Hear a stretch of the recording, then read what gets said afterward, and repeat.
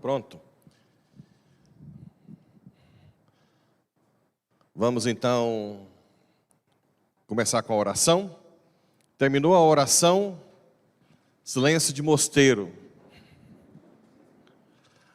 Em nome do Pai, e do Filho, e do Espírito Santo. Vinde, Espírito Santo, enchei os corações dos vossos fiéis, e acendei neles o fogo do vosso amor. Enviai o vosso Espírito, e tudo será criado, e renovareis a face da terra. Oremos. Ó Deus, que instruíste os corações dos vossos fiéis, com a luz do Espírito Santo, fazei que apreciemos retamente todas as coisas, segundo o mesmo Espírito, e gozemos sempre da sua consolação. Por Cristo, Senhor nosso. Amém. Ave Maria, cheia de graça, o Senhor é convosco. Bendita sois vós entre as mulheres, e bendito é o fruto do vosso ventre, Jesus. Santa Maria, Mãe de Deus, rogai por nós, pecadores, agora e na hora da nossa morte. Amém. Em nome do Pai, e do Filho, e do Espírito Santo. Amém. Bem, pode sentar. Para falar dos 7 sacramentos de uma vez, eu vou ter que fazer algo para vocês entenderem de uma forma mais orgânica e simples. Até vou falar coisa hoje que eu nunca falei assim tão claramente. Que eu fui inspirado agora à tarde, tentando ver como é que eu falo essas coisas para não ficar cansativo, né? Mas uma das inspirações que Deus me deu ali agora, sobre os sacramentos, que talvez vai ajudar muito, é que da mesma forma que nós temos ações para o nosso nascimento, para a nossa saúde do corpo, para o nosso sucesso, para a nossa felicidade, os sacramentos são algo parecido para a alma. O ser humano não é só corpo, ele é corpo e alma espiritual. Né? O corpo, na verdade, a alma faz parte do corpo, é a forma, né? Mas nós temos um espírito também que tem que ser cuidado. Por exemplo, o batismo nos faz filhos de Deus. Seria semelhante ao amor entre um pai e a mãe, que gera, né? A relação que gera o corpo, o batismo gera a gente como filho de Deus. A crisma seria como se fosse assim o pai e a mãe que paga a faculdade para você ficar top, para depois você viver sozinho. Não tem isso? O pai não fica preocupado do filho ser independente? Ter uma faculdade, ter um emprego? Crisma é aquele que fortalece a alma para você ser um cristão tipo um soldado. Viver nesse mundo cruel com toda força e vigor. Quando a gente fica doente, a gente vai aonde? Hospital. E ali, o médico dá um remédio, ou até faz uma cirurgia para tirar a doença. Quando a nossa alma está doente, a gente vai onde? Na confissão, penitência. A penitência é o remédio para o pecado. O pecado é a doença para a alma. Quando você fica doente de novo, você volta no hospital? Você não volta para a confissão?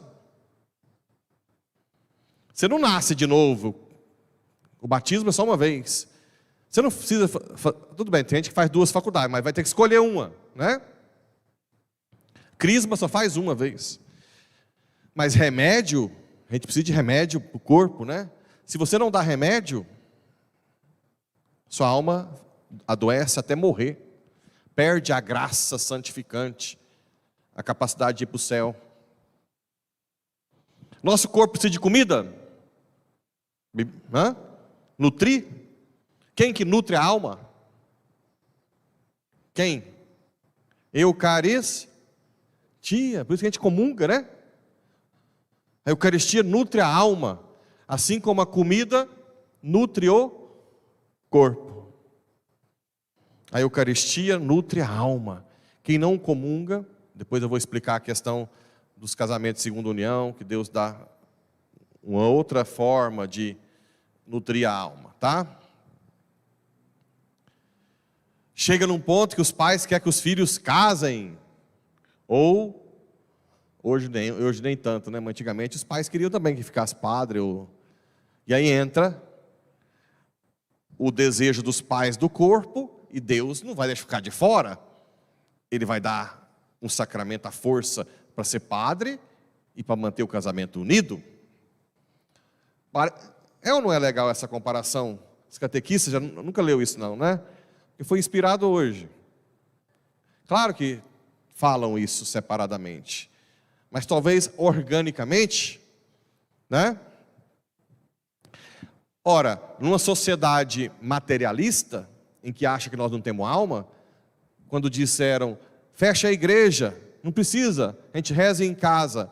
Na verdade, o que estava acontecendo quando fecha a igreja? Para de receber comida para a alma, né? A alma fica, por isso que tem muita gente que se perdeu, esfriou na fé. A alma está, sabe que esse cachorrinho que está caquético, fica, na internet é cheio, de vez em quando fico olhando esses casos de captura de cachorro abandonado, esse cachorrinho. A nossa alma fica assim. Por isso que tem gente que não voltou para a igreja. Está tão caquética a alma, porque acha que não precisava nutrir com a Eucaristia. Certo? Então, mais ou menos, você entenderam o que são os sacramentos? Assim como tem para o corpo, é tudo que Deus deu para a alma. Agora a gente vai só dar alguns detalhes para ficar mais leve esse dia de hoje. Porque, na verdade, se eu ficar falando um monte de coisa complexa, vocês não vão lembrar de nada. Mas se for para falar de coisas assim mais simples, remédio para o corpo, hospital, né? Remédio, cirurgia. Para a alma? Não, remédio. Confissão. Comida para o corpo, arroz, feijão. A nutrição da alma, Eucaristia. Claro que, veja, a Eucaristia é muito mais que isso, né? Eu estou tendo... Uma coisa que vocês têm que aprender quando a gente fala de Deus, é que quando eu falo uma coisa é muito pobre. A nossa fala, porque a Eucaristia, na verdade, é o próprio Cristo que se doa. É o corpo, sangue, a alma e divindade. Então ele nutre, ele dá graça, ele te dá esperança, ele te salva, ele tudo. Eu estou dando só uma comparaçãozinha, mas não quer dizer que é só isso, tá? Também tem esse perigo. Quando a gente vai falar coisa de Deus, da alma, Deus está muito acima de nós. Então isso é só para vocês terem uma noção básica. Mas depois a gente vai aprofundar um pouco mais. O batismo, que faz a gente ser filho de Deus, assim como a relação do pai e a mãe de amor nasce uma criança. A crisma é quando você fica firme para ser independente, um soldado, né? Assim como faz faculdade, para você ter uma, ou aprende um... Não precisa fazer faculdade, você pode aprender a ser marceneiro, não é isso? O pai ensina a ser carpinteiro, a ser pintor. Não, então meu filho agora já tem o que fazer. Já vai para o mundo, né? Então, crisma, você recebe aquela força do bispo para ir para o mundo. Certo? Então vamos lá. A definição de sacramento no catecismo, que é a melhor definição que eu já vi em todos os tempos, claro, né? Sacramento, e eu vou também explicar depois, são sinais eficazes da graça. Sinal eficaz da graça. Sinal. Por que sinal? Sinal é assim, ó. Quando você vê fumaça, o que você pensa que tem? Fogo. Então, a fumaça é um sinal que mostra que ali pode ter fogo. O sacramento é um sinal que mostra que ali tem uma graça eficaz. Graça é o auxílio de Deus, a força para nós termos uma vida divina, né? Então, assim como a fumaça é um sinal, quando você vê qualquer sinal aqui acontecendo, você sabe que ali tem uma graça. Então, sinal eficaz da graça, são sinais eficazes da graça. Eficaz por quê? Por que eficaz? Essa palavra, ela não está aí à toa. Eficaz porque todo sacramento, quando celebrado em nome da igreja, com o sujeito correto, o ministro e o sujeito corretos, esse sacramento sempre é válido e tem a graça. Mesmo que o ministro, o padre, seja um criminoso. Eu não queria usar muito palavra não, mas essa eu acho importante. Os sacramentos, porque isso é muito usado, ele é ex opere operato. Ele tem eficácia pelo fato de fazer, não pela santificação do ministro. Pelo fato, eu sendo sacerdote, a pessoa que está lá pode ser batizada. Eu uso água, abençoo a água quando manda a igreja, e tenho a intenção de batizar. Eu posso ser o padre, o Pablo Escobar, que virou padre, chefe do tráfico, que vale, ok? Eu posso ser um assassino em massa, mas se eu sou padre, tem que ser padre, né? Ou ministro da igreja. O sacramento é eficaz. Claro, não quer dizer que o padre não tem que ser santo. Não. Mas, se você não descobre que eu sou um assassino, e você toma posse daquele sacramento, ele é válido. Se você vai na missa de um padre e descobre que ele é um assassino depois, aquela Eucaristia vale? Vale. Por isso que ele é ex opere operato, não depende da santidade da pessoa. Depende do que ele fez lá. Se é correto, as palavras que ele pronunciou, o pão, ok? Então é sinal eficaz da graça. O que mais? Instituídos por Cristo, todos os sacramentos foram instituídos por Cristo. Durante os evangelhos, você vê ali sinais que Jesus deixou que queria. Por meio dos quais nos é dispensado a vida divina. Aquilo que eu falei, a alma se une a Deus. Através dos sacramentos, nossa vida fica divina. Divina.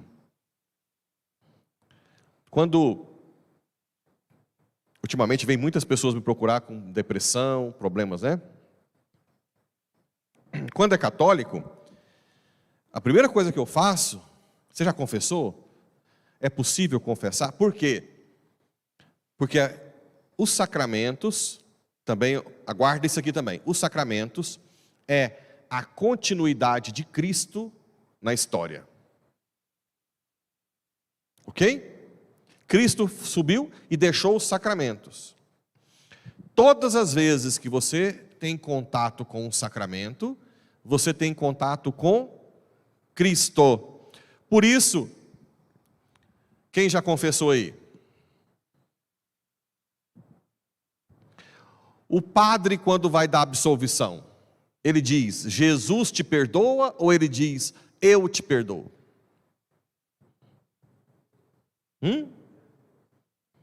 Não ouviu direito o padre. Eu te absolvo dos teus pecados. Em nome do Pai, eu te absolvo. Não foi? Uai, mas quem é o Pablo, comedor de piqui, pecador miserável, para falar isso? Quem? O sacerdócio, o sacramento da ordem, me dá a capacidade de falar em nome de Jesus. Então, o sacramento é Jesus que faz. Por isso que ele é a continuação na terra, na história. Batismo. Eu te batizo em nome do... Eu não falo Jesus te batiza. Eu não falo Jesus te batiza. Porque quem batiza é Cristo. Certo? Então, os sacramentos é a continuação, claro, não da mesma forma. A forma mais sublime de continuidade de Cristo na história é a Eucaristia. Estão conseguindo, então? Está leve? Está leve? Os sacramentos é Cristo. Por isso que tem que ser um ministro ordenado. Bem, de introdução de sacramento é isso, não dá como não sai do lugar. Qual é o primeiro sacramento que todo mundo recebe? Batismo. O batismo é um sacramento de iniciação cristã que nos tira do pecado original. Qual que é o pecado original? O de Adão e Eva, que é querer ser Deus. Uai, todo mundo que quer ser Deus não pode estar no céu, porque só tem um Deus. Ah, padre, mas quando eu nasci eu nem sabia o que era ser. É que é aí que está. Nós já nascemos com a consequência do pecado original, que é uma desordem, essa vontade de querer ser melhor que os outros, de ser mais rico, ser mais bonito, de não querer perder, de não receber nenhum tipo de crítica. Isso já faz parte do pecado original. Quando nós somos batizados, a água simboliza que nós morremos para o pecado e ressurgimos para uma vida nova. Nós nos tornamos filhos de Deus. Baptizem quer dizer submergir. O batismo de João Batista, ele usava para conversão, mudar de vida. Depois que Jesus morreu e ressuscitou, o batismo tem uma conotação cristológica. Eu morro para o pecado e ressurjo para uma vida nova, filho de Deus. Jesus reconciliou o povo com o Pai. Antes de Jesus, ninguém era filho de Deus de verdade. Era de uma forma, porque Deus nos criou. Mas não era filho efetivamente. Por isso que a igreja fala que nós somos filho no Filho.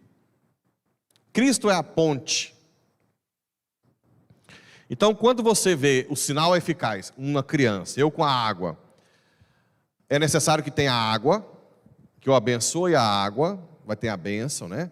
Aí antes faz o exorcismo, eu renuncio a Satanás, lembra?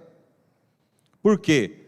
Porque quem seduziu o homem para o pecado foi a serpente, que simboliza Satanás. Então, na verdade, a criança quando nasce sob o domínio de Satanás, mesmo que foi criada por Deus.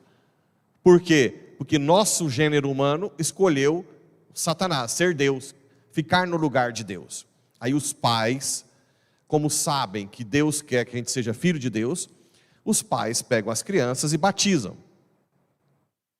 Eu estou falando isso porque os protestantes falam, mas a criança não sabe de nada, tem que esperar a criança crescer.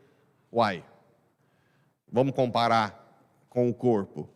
A criança sabe o que é leite materno? Quando você dá o leite para a criança, ela sabe o que é leite? A mãe, o que é isso aqui? Pergunta para a criança. Fala, se não falar, não toma. Não, né? Quando vai dar água, o que é isso aqui? Mas a criança não sabe. Pois é, mas o pai sabe que o corpo precisa daquilo, não é?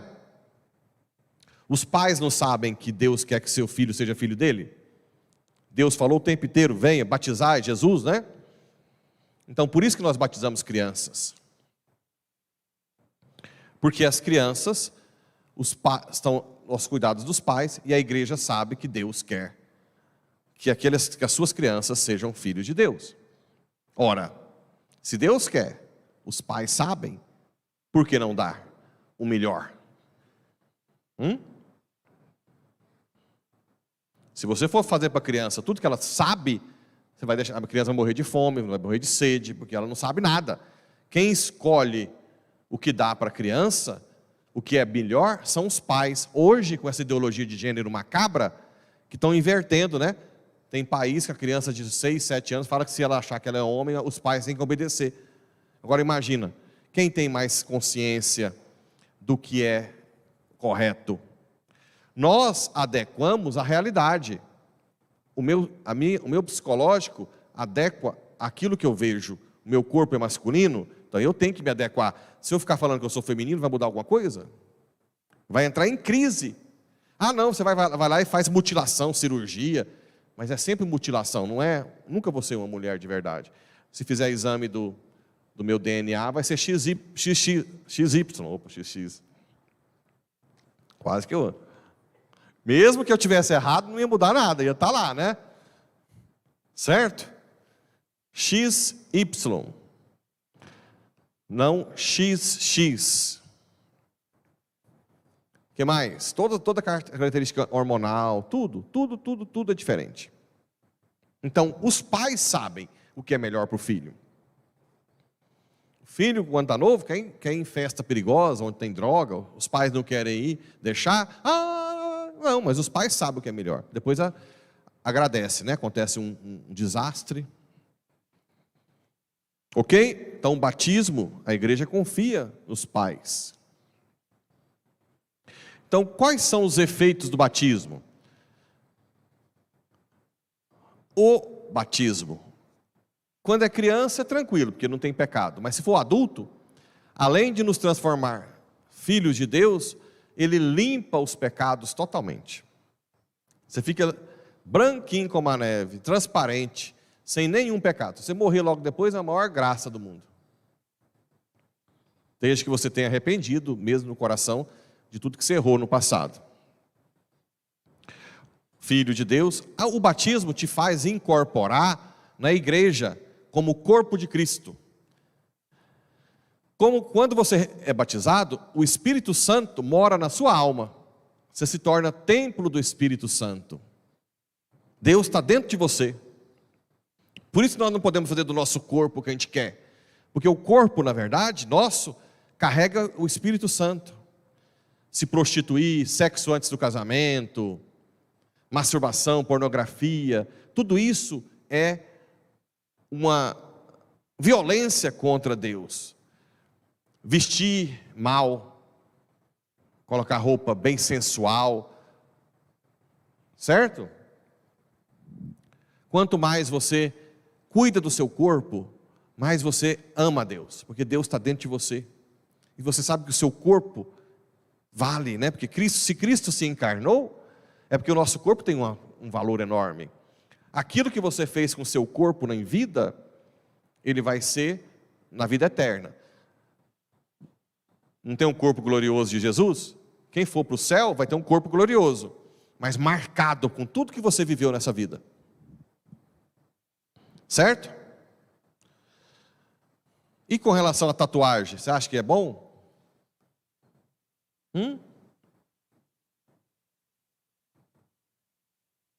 Não é legal, mas também não é um pecadão. É pecado maior quando você faz tatuagem do demônio, né? Se você faz tatuagem de coisas que não são satânicas, não é que é pecado mortal. Mas por que é melhor não fazer? Porque a tatuagem, você eterniza um momento da sua vida. No fundo, você está... No fundo, você está deixando de lado a possibilidade de crescer na maturidade e na fé, não é verdade? Vamos supor que eu tatuo aqui aquela logomarca Paulo VI. Não tem a logomarca? A minha primeira paróquia, eu vou tatuar-me. Mas, será que Deus sonhou para mim sempre só a Paulo VI? Ou toda a minha história? Então, quando eu eternizo no meu corpo, no fundo, tem algo contrário ao projeto de Deus. É muito comum pegar pessoas, nossa, mas onde eu estava com a cabeça para fazer isso aqui? Tem nada a ver comigo hoje. Porque você cresce. Não quer dizer que eu não amo a Paulo VI. A Paulo VI é a minha primeira paróquia para sempre. É o meu primeiro amor. Né? Mas não quer dizer que eu tenho que eternizar no meu corpo, mas no meu coração.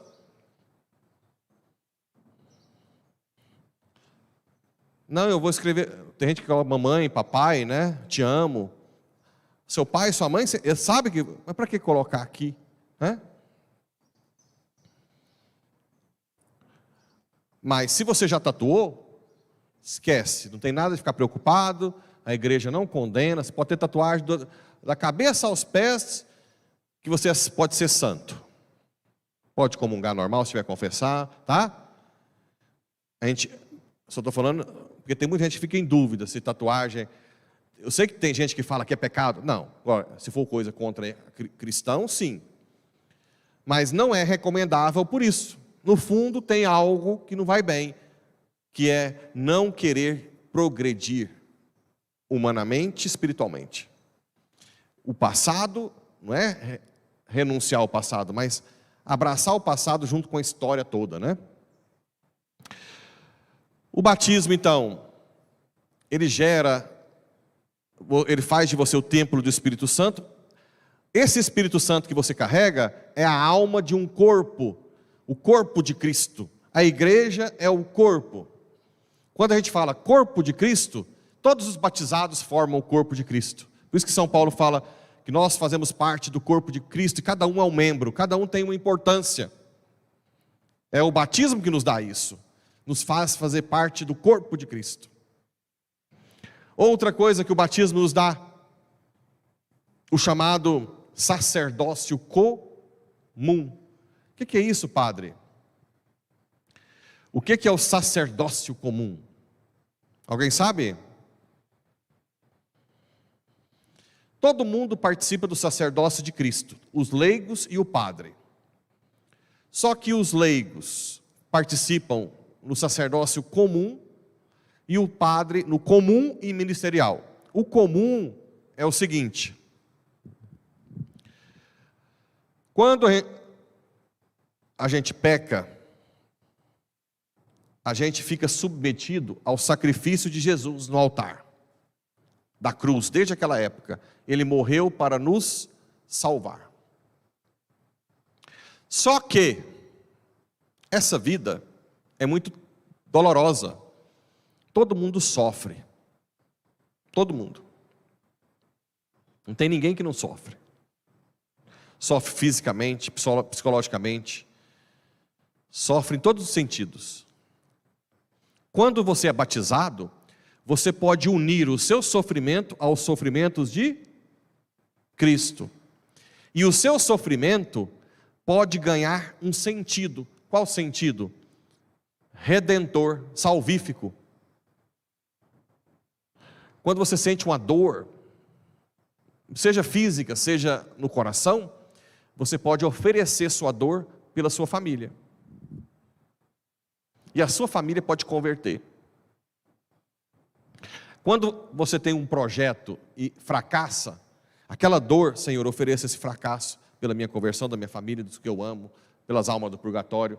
Você tem esse poder, na verdade é um poder, de unir-se ao sacrifício de Cristo. Isso se chama sacerdócio comum. Todos os batizados têm esse poder. Por isso que os países lá, ricos, ateus, querem a eutanásia, matar os velhos doentes.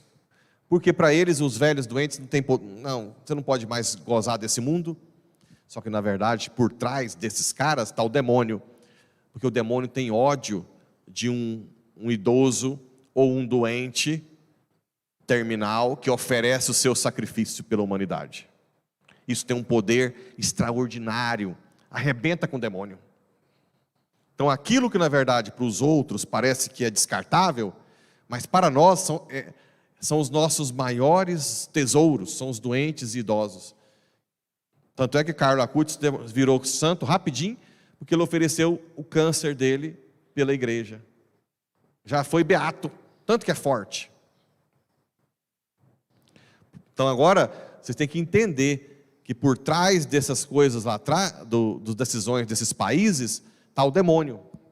Que os benditos lá não sabem, mas o demônio sabe que um doente, que está na cama e fala: Senhor, todo esse sofrimento eu ofereço pela igreja, por Ti, pelos meus filhos, pelos governantes, pelo Brasil, pelo mundo. Aquilo tem um poder de jogar um monte de demônio para o inferno, afastar tudo. Isso por causa do batismo. Olha o tanto de poder que vocês têm, você nem sabia, né?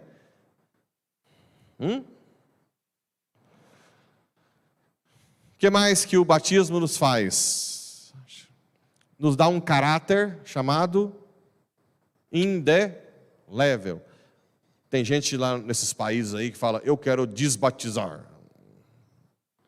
Eu quero ir na igreja, eu quero desbatizar, porque eu não acredito. Tem jeito, filho. Já era. Você sempre vai ser filho de Deus. Se você não quiser desconsiderar, deixa aí, né? Depois você vai pagar um preço, mas ninguém pode desbatizar. Quem pode ser batizado? Qualquer ser humano que não foi batizado antes. Quem pode batizar? Bispo, padre, diácono. Ok? Em última instância, se for nomeado, pode ser um ministro do batismo, um leigo que é nomeado, dependendo da quantidade, não sei, poucos padres, assim. E se tiver em perigo de vida ou de morte, esse negócio de perigo de vida, de morte, tudo igual, né? Se tiver perigo de morte, quem pode batizar?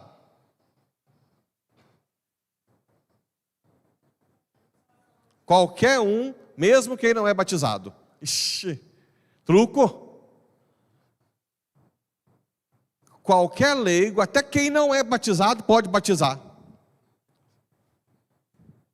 Por exemplo, nasce lá uma criancinha prematura, e o médico fala: vai morrer daqui a pouco. Pega uma água correndo, eu te batizo em nome do Pai, do Filho e do Espírito Santo. Sobreviveu?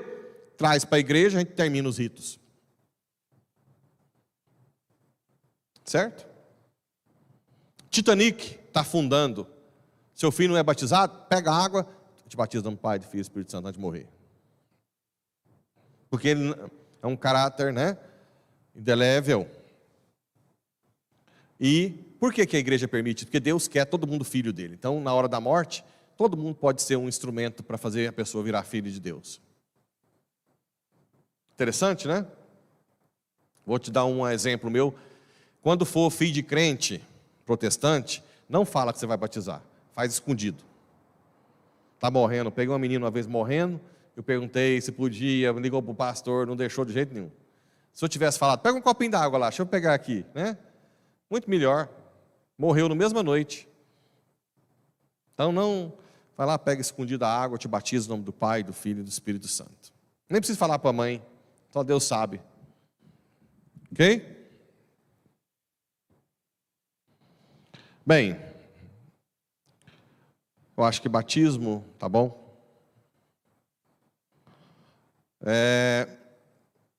Confirmação, crisma, é feito na igreja ocidental, na idade em que a razão está mais madura, uns 14 anos. E tem qual o papel? Crisma. Reforçar os dons do Espírito Santo. Reacender a chama para a missão. Transformar o batizado num soldado. Reforçar a fé. Confirmar a fé. Agora você escolhe o seu padrinho, né? Aquela pessoa que você acha que tem capacidade. O bispo faz a crisma com o óleo do crisma, que é abençoado na Semana Santa, na missa dos óleos, tem um óleo do crisma. Que nós usamos o óleo do crisma também no batismo, lembra? No final, como rito opcional, na testa. Aquele do peito é o do batismo. São 3 óleos que são abençoados: o óleo do crisma, do batismo e dos enfermos. Ok?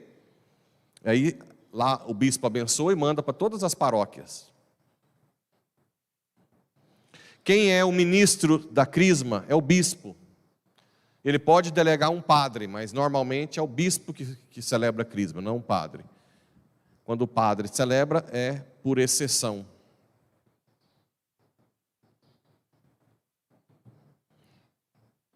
O ideal é que se celebre a crisma em estado de graça. Confessar antes.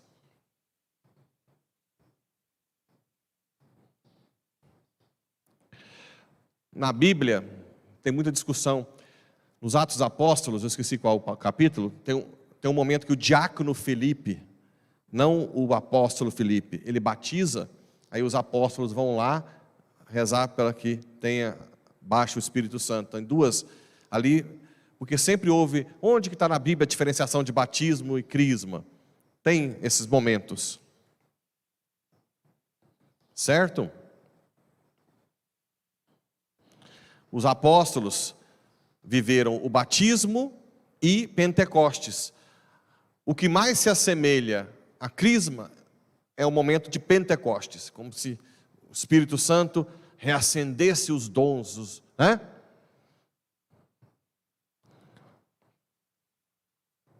É o que mais se assemelha à crisma. Sempre, desde o início, era por imposição de mãos. Sempre. Então, na Bíblia, às vezes, mesmo que não fique muito claro, sempre tem dois momentos: o momento do batismo e o momento da crisma, como afirmação, confirmação do batismo.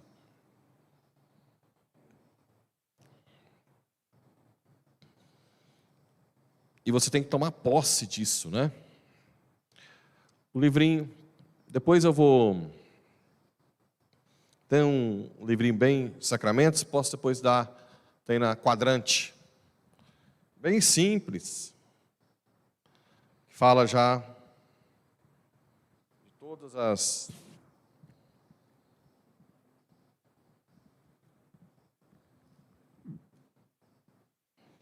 Não precisa muito, não é necessário para a salvação a confirmação, mas é importante, o batismo sempre é necessário.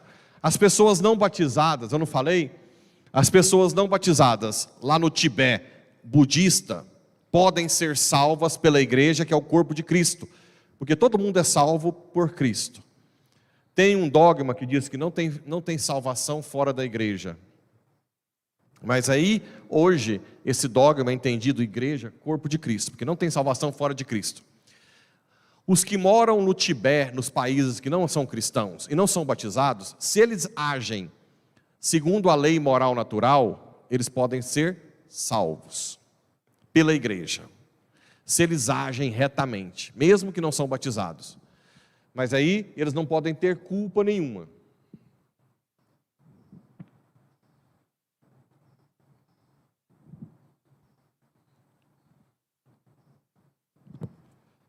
Certo? Bem, crisma não tem grandes coisas, tem que ter mais na fé. Quando você for crismado, recebe: Senhor, me transforma num santo, no Marte, por exemplo. Um dos dons e uma das virtudes que a crisma dá é a fortaleza para suportar as batalhas da vida. Faculdade, né? Não só a faculdade, mas a transmissão de quem é serralheiro ensinar para o filho, não é isso? Carpinteiro, a parte profissionalizante da coisa. É ali que o pai sente segurança para que o filho enfrente a vida. Não, pelo menos de fome meu filho não morre. Ele sabe, você é pedreiro, é carpinteiro, formou. Então, crisma dá essa força. Não, esse mundo, meu filho é crismado, ele tem graça para suportar as dificuldades da vida. Bem, o batismo deixa a gente limpinho, mas nós continuamos com a tendência ao pecado. Essa tendência ao pecado se chama concupiscência. O que é concupiscência, padre? Eu não falei que no pecado original a gente fica com a tendência de querer ser Deus, nunca errar, de pecar, de buscar ser egoísta. Isso chama pecado original. Depois que a gente batiza, o pecado original não existe mais, porque o pecado original separava o homem de Deus. As crianças não batizadas que morrem, pela misericórdia divina, a igreja acredita que são salvas, porque elas nem tiveram como pecar ainda, tá? Os adultos, vai depender de muita coisa, da consciência do adulto, como é que foi a vida do adulto, se ele tem culpa ou não tem, aí vai pesar. As crianças não batizadas, a igreja acredita que entrega a misericórdia divina. Mas o batismo tira o pecado original. Santa Catarina de Sena fala que era uma ferida. Com o batismo se transforma numa cicatriz. Essa cicatriz é essa tendência que a gente tem, né? A preguiça, a comer, ao prazer, a querer ser bom, a ser orgulhoso. Essa concupiscência é uma força que faz a gente pecar. O que é o pecado? Eu dar mais importância a uma criatura, a uma coisa ou uma pessoa, mais do que a Deus. Eu escolher mais alguém ou alguma coisa do que Deus. É pecado. Por quê? Porque o nosso bem maior é Deus. Deus não é um bem de meio, guarda isso. Deus não é um bem de meio. Você não usa Deus para chegar até um outro bem. Deus é um bem de fim. O que é isso, padre? Um bem de meio, bem claro, qual que é? Que você usa para outra coisa? Dinheiro, não é? O dinheiro, você nunca... Por exemplo, se eu estou num quartinho com fome, minha mãe vai levar dinheiro para mim, jogar em mim, para eu matar a fome? Se eu tiver com sede, ela joga dinheiro em mim, resolve? Se eu tiver com frio, toma dinheiro. Resolve? Não. Se eu tenho que pegar o dinheiro e comprar a jaqueta, comprar a comida. Então o dinheiro é um bem de meio. Ok? A sociedade nossa está tão doente, que transforma um bem de meio em bem de fim. Tem gente que vive para juntar dinheiro. Olha que ridículo. O dinheiro, que era um trem de meio, tem gente que vive para juntar dinheiro. Não é um absurdo? E Deus, que é um bem de fim. O que é um bem de fim? A maior alegria do ser humano, é nós nos unirmos a Deus.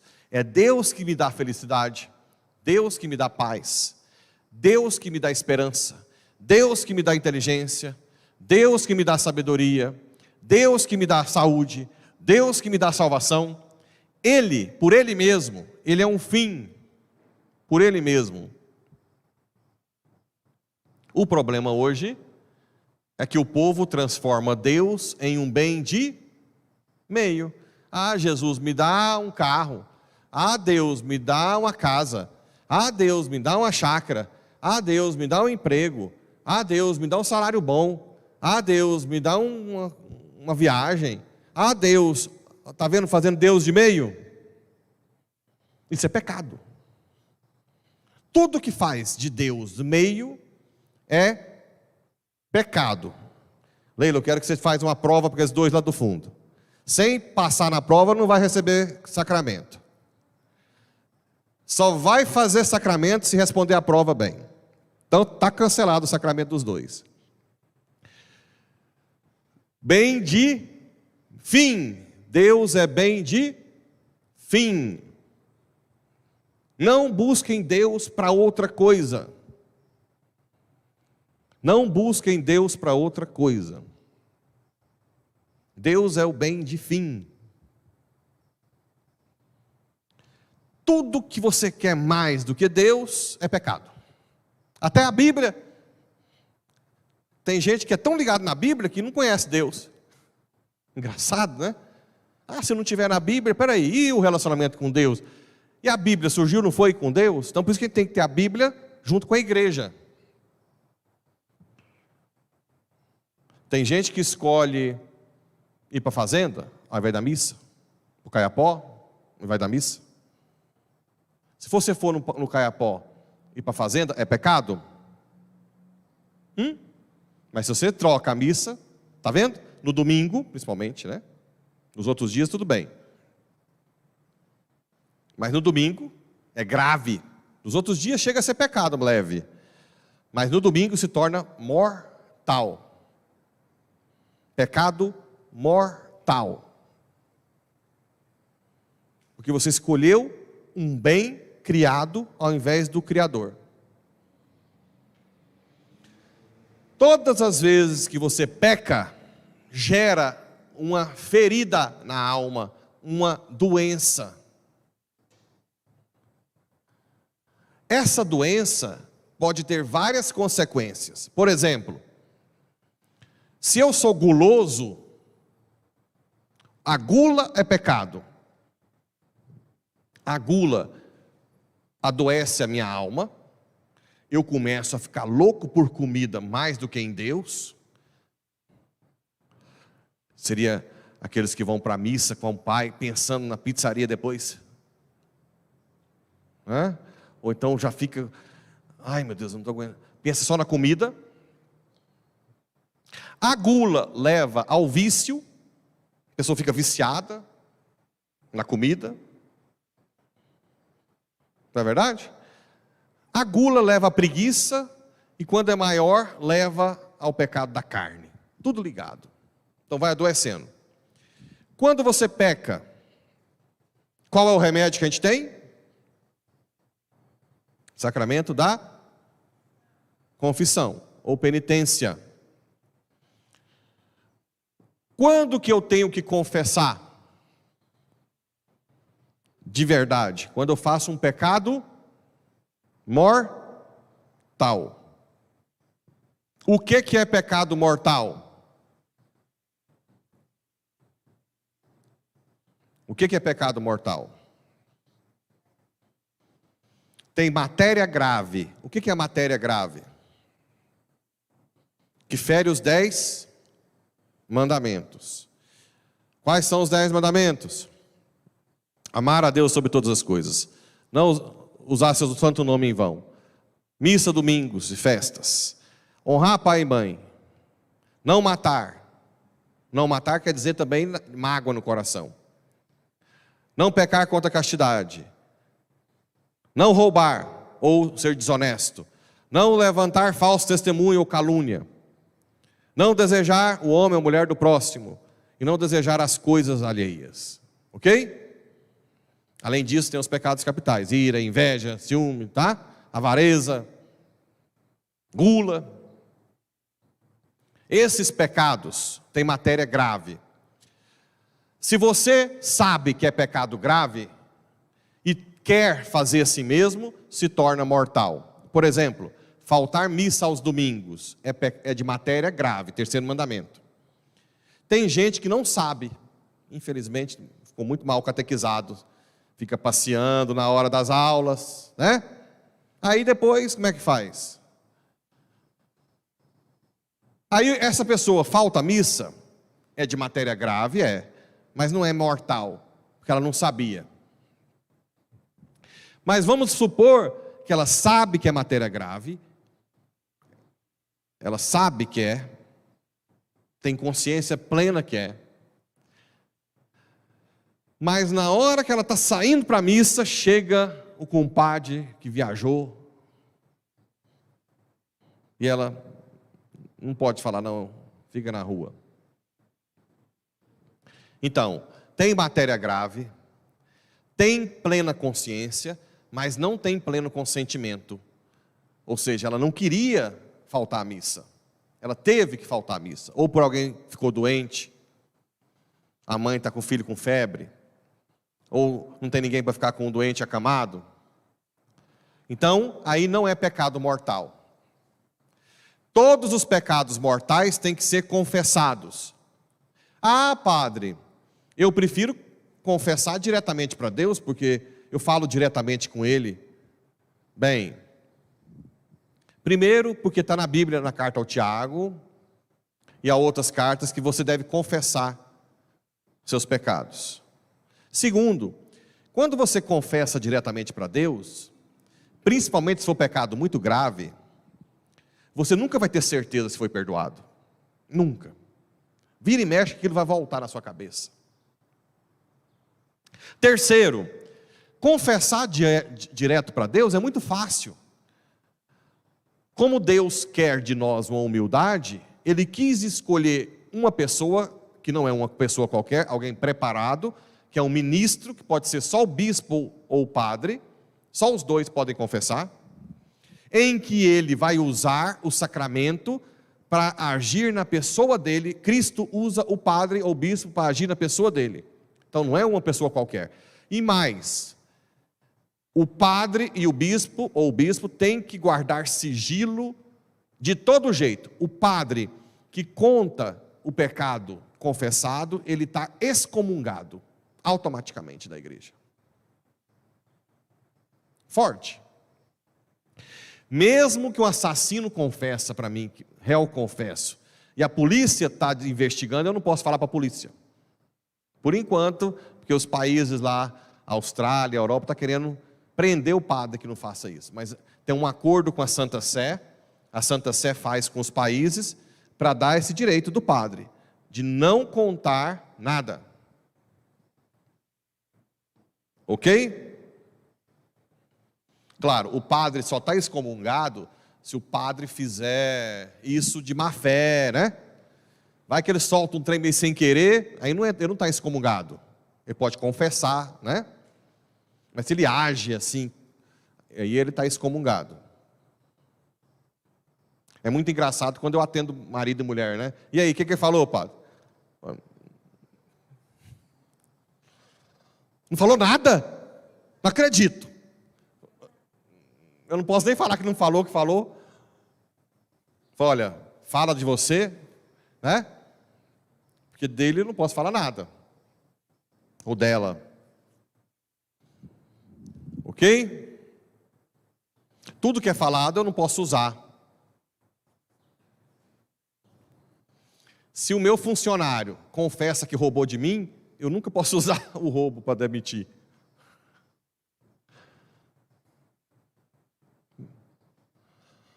Tem que achar um trem. Mas não pode. Por isso que é melhor que o funcionário não confesse não confesse esses pecados, né? Ou você confessar para o bispo de mim. Não façam isso. Conversa com o bispo sem confessar. Se você me vê com uma mulher zona ali, né? Beijando, aí você fala comigo e eu não quero mudar de vida. Aí você vai lá, bispo, eu vou confessar porque eu vi o padre Pablo com a mulher lá, eu fiquei nervosa. Aí o bispo não pode mais falar nada comigo. Aquele assunto ele não pode tocar. Aí você tem que falar, bispo, padre lá, aconteceu isso. Aí depois, está fora da confissão, aí ele pode me chamar. Entenderam? Por isso que o bispo deveria falar, olha, se for falar algum padre, me fala fora da confissão. Não, o bispo não pode fazer nada.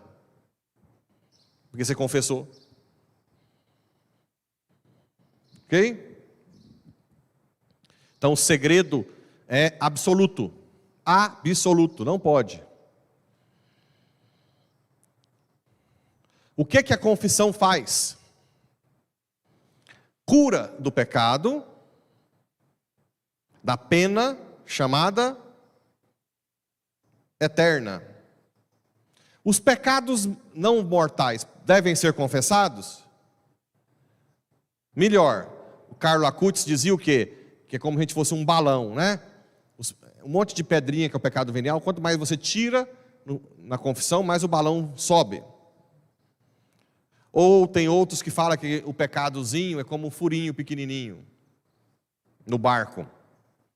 Você nunca confessa, a água vai entrando, uma hora o barco. Ou seja, os pecados veniais te fazem predispor a ter pecado mortal. Então, qual é a frequência? No mínimo uma vez por ano. Mínimo. Mas o certo é toda vez que tiver pecado mortal, ou uma certa frequência, 2 em 2 meses, 3 em 3 meses, 4 em 4 meses, 6 em 6 meses. Alguns santos confessavam toda semana. Eu sei que aqui é difícil, só tem eu de padre, né? Nos lugares, igual o Papa João 23 confessava toda semana, João Paulo II toda semana. Ok? O que o pecado mortal faz? O pecado mortal, eu vou falar o que ele faz para falar o que a confissão faz. O pecado mortal, ele gera 2 penas.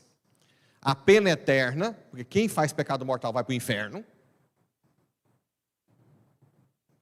E uma pena temporal. Quem não vai para o inferno tem que pagar no purgatório, purificar. Ok? Quando você confessa o pecado, tem 2 formas de você... uma coisa que é necessária para a confissão valer é que você esteja arrependido.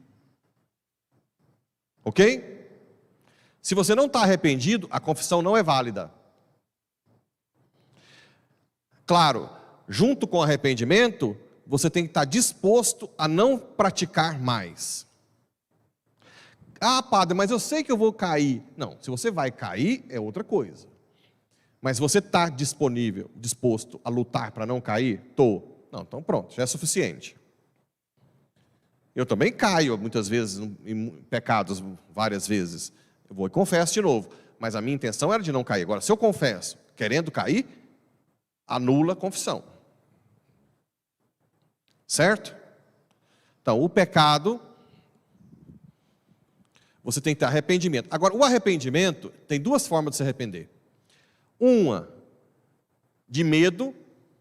Sabe que esse patrão bem cruel? Quando você erra, vai me matar. Ou então, Deus vai me mandar para o inferno. Esse chama um arrependimento por medo, temor. Ou chamada contrição imperfeita, ou atrição. Contrição imperfeita, ou atrição, de medo. Tem medo de Deus, medo de ser punido. Ou então tem aquele supersticioso, né? Medo das coisas ir mal. Meus bens, minhas coisas não vai dar certo. Agora a minha empresa não vai. Eu quero confessar. Não, meus filhos vão tudo ficar ruim. Não vai passar no vestibular. Por medo. E existe a contrição perfeita, que é por amor. Quando você ama sua mãe, você faz um trem que fere a sua mãe, sabe aquele sentimento? Nossa, mas eu não queria que não queria ferir minha mãe, eu amo tanto. Essa é a contrição perfeita. Aquela que é feita por amor. A contrição perfeita, se você morre antes de confessar, com o desejo de confessar, você já é como se tivesse confessado. Por exemplo, o bom ladrão. O bom ladrão estava lá, lembra-te de mim, né? Só que ele já estava, coitado, né? Tem gente que fala assim, nossa, mas o bom ladrão nem foi para o purgatório, vai ficar pregado na cruz. E ainda ter, né? Porque tem que assistir a Paixão de Cristo para entender, né? Fica falta de ar, aquela dor. Lembra-te de mim quando estiver no... Isso é muito amor, não é não? Eu pegaria ele lá e já levava para o céu correndo também, ué. Não é tão simples assim. A contrição imperfeita, a atrição, quando você confessa, você tira a pena eterna, a condenação eterna do inferno. A confissão te tira do inferno, mas não tira a pena temporal, a do purgatório. A contrição perfeita por amor, tira até a pena temporal. Mas a gente não sabe nunca quando é perfeito, né? E aí, o padre te dá uma Penitência. Você tira o que está te machucando, mas fica a ferida. A penitência, de acordo com o pecado, né? Para sarar a ferida depois. São as penas temporais. Aqui vai ficar no purgatório.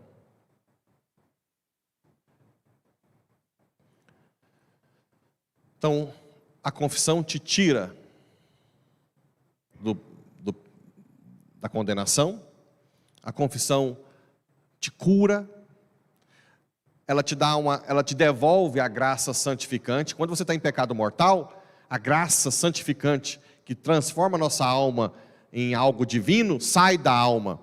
Quando você confessa, ela te devolve a graça santificante. E ela te dá a graça sacramental da penitência, que é uma graça para te ajudar a não cair de novo nas tentações. Tem gente que vem, confessa toda semana, todo dia quando cai, mas com vontade de mudar. Uma hora ele desapega do pecado.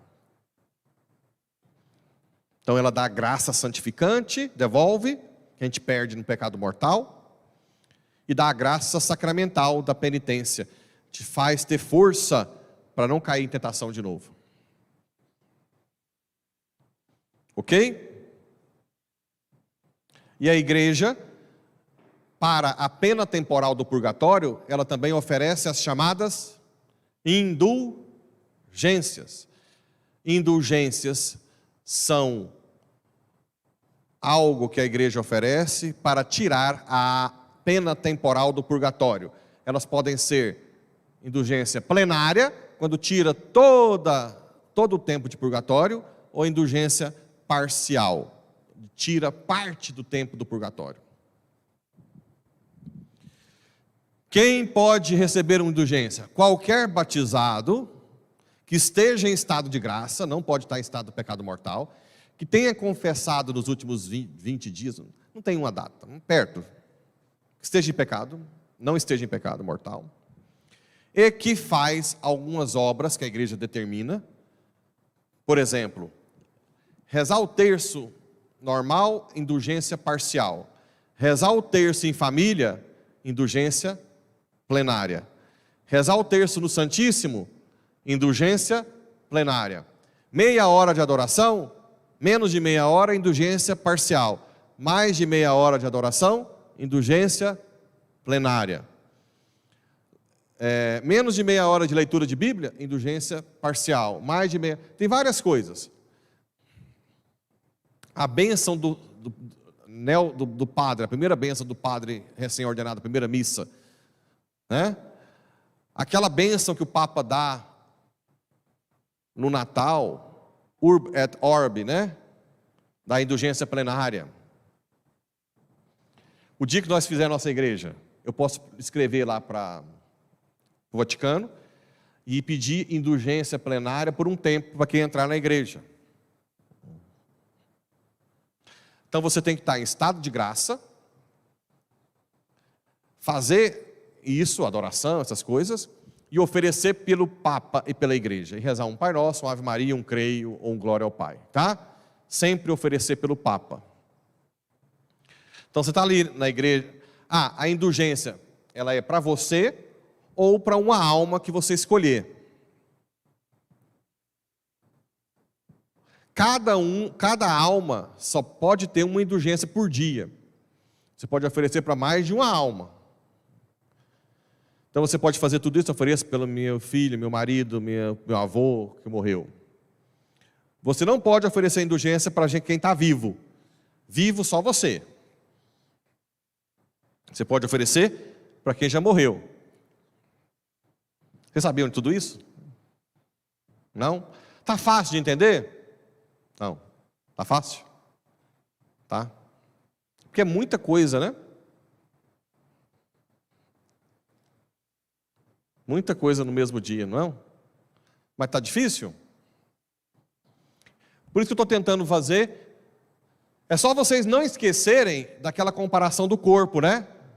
O batismo que faz você nascer de novo, a crisma que é para você ficar mais forte, a penitência que faz você curar a ferida. Aí aquela ferida fica lá, mesmo depois que você tira o que está dando a ferida, não fica aquela ferida para cicatrizar, é a pena temporal, que você tem as indulgências para andar mais rápido. O tipo de arrependimento. Não é, você vai ligando uma coisa com a outra, né? Você vai ficando mais fácil. Quem pode confessar? Um padre ou bispo. O diácono não pode. Porque representa Cristo cabeça. O sacramento da ordem, para o sacerdócio e para o bispo, representa Cristo cabeça. O que é necessário então? Arrependimento, não querer pecar mais, confessar os pecados para mim. Como é que confessa os pecados?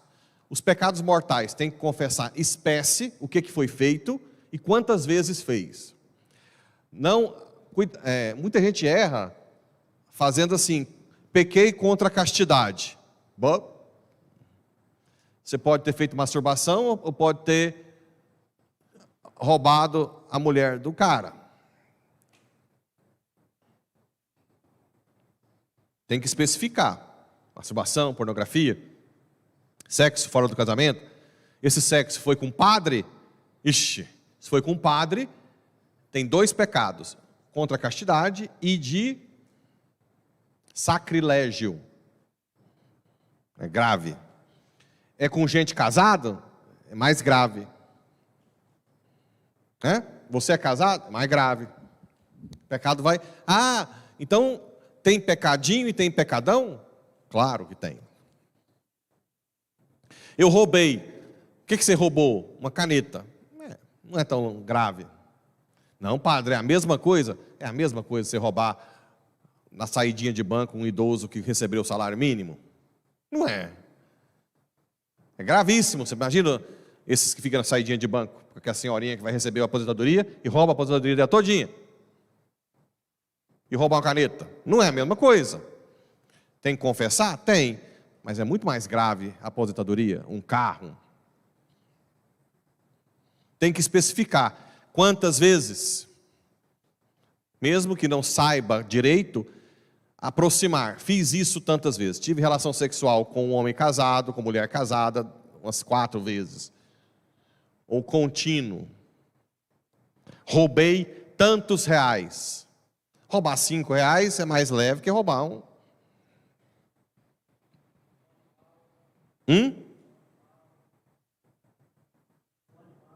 Um animal.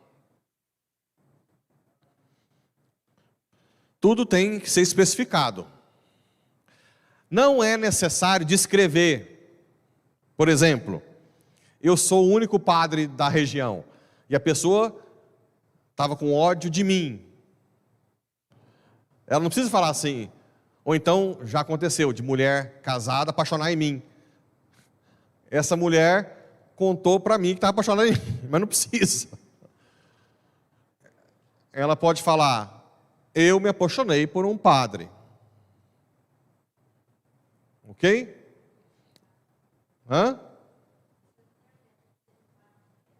Aí eu vou pensar que é o Fábio de Mello, não eu, né? Certo? Ou eu tive relacionamento com um homem casado, com a mulher, às vezes é a gente que eu conheço, não precisa falar. Não precisa. Para não gerar, para não expor. A não ser que seja pelo bem da igreja. Alguém que está, né? Que está usando a igreja. Como aconteceu recentemente. De usar a igreja para aproximar de criança. Tive que afastar o rapidamente. Fulano está com criança lavando a mão não é normal. Certo? Então você tem que... Aí você vai pesar se é necessário falar ou não. Mas não é necessário expor as pessoas. Não é necessário. Expõe você, que foi um adultério, quantas vezes, Mas não precisa falar que foi com fulano de tal.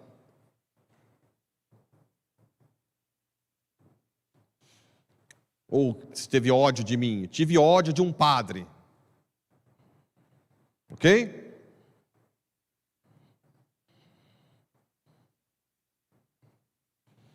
Porque se o padre é maduro, mas tem padre que é imaturo, pode ficar achando ruim, né? Eu acho o máximo, né, quando fala, fiquei com raiva de você, eu te odiava. Eu, na verdade, eu acho isso show de bola. A pessoa... Mas não é o ideal que se faça.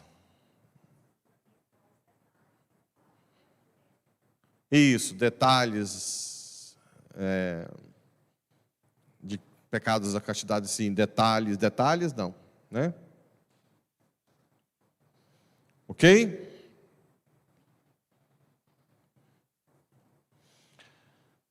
O padre não pode confessar o cúmplice. Se eu tiver relação sexual com a menina, ela não pode confessar comigo. Se ela confessar e eu aceitar, nós dois estamos excomungados.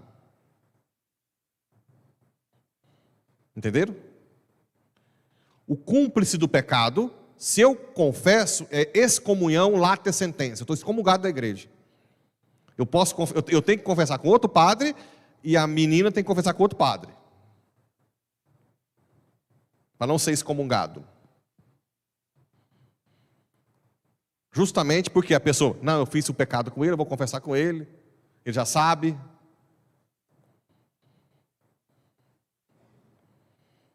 Certo?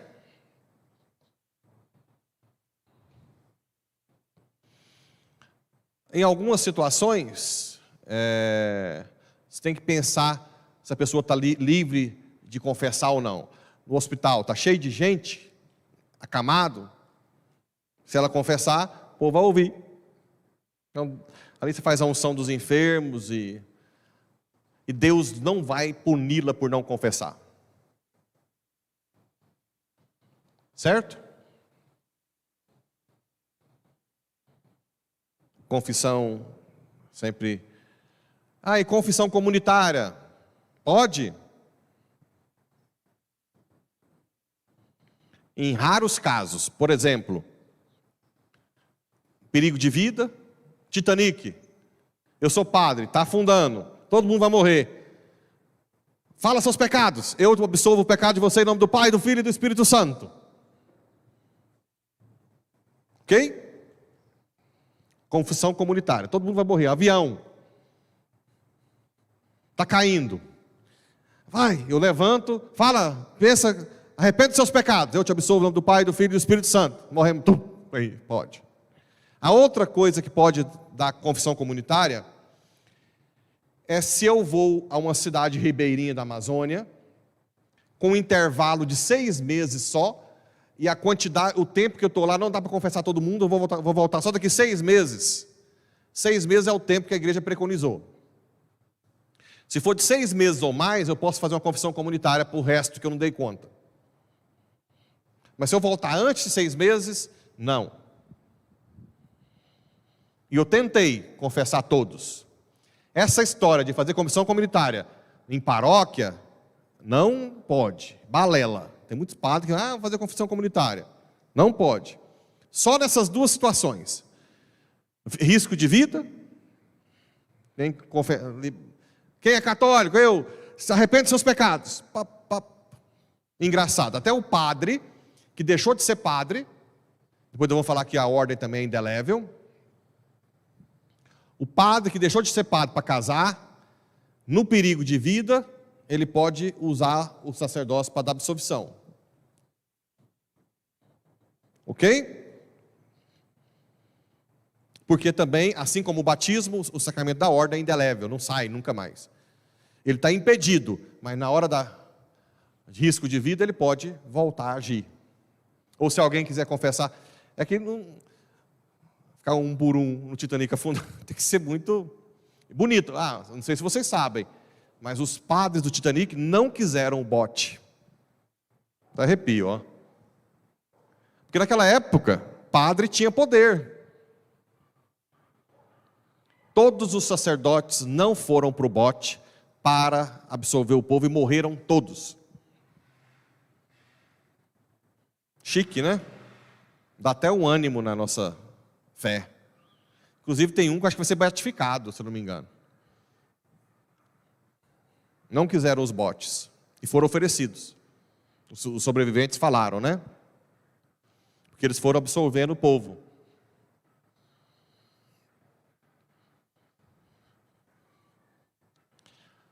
Podemos até fazer uma comparação. Você sabe que o piloto de navio, comandante, ele é o último a sair do barco. Quem é o piloto da alma? Os padres, tem que ser o último a sair do barco. Do corpo e da alma. Lembra? Sacramentos, comida. Bonito, né?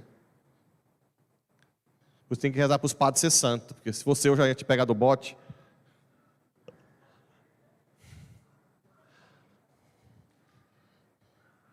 Só que eu ia falar assim, não, Jesus, mas tem tanta gente que eu vou poder salvar depois, que a gente sempre vai justificar, não é?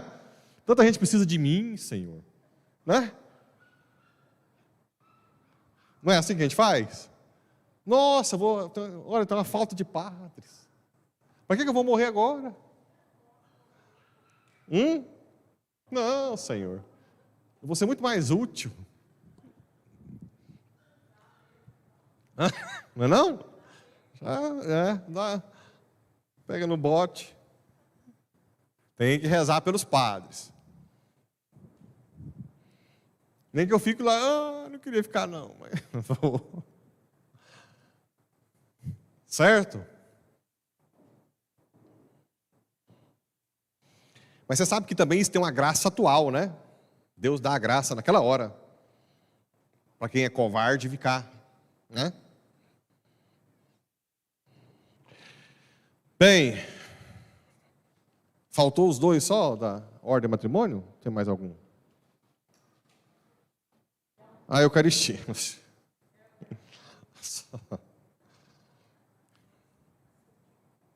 Hã? Vocês querem intervalo? Quer, né? Então, dá para... Faz parte 1, parte 2? Ou melhor deixar? Ou depois você corta?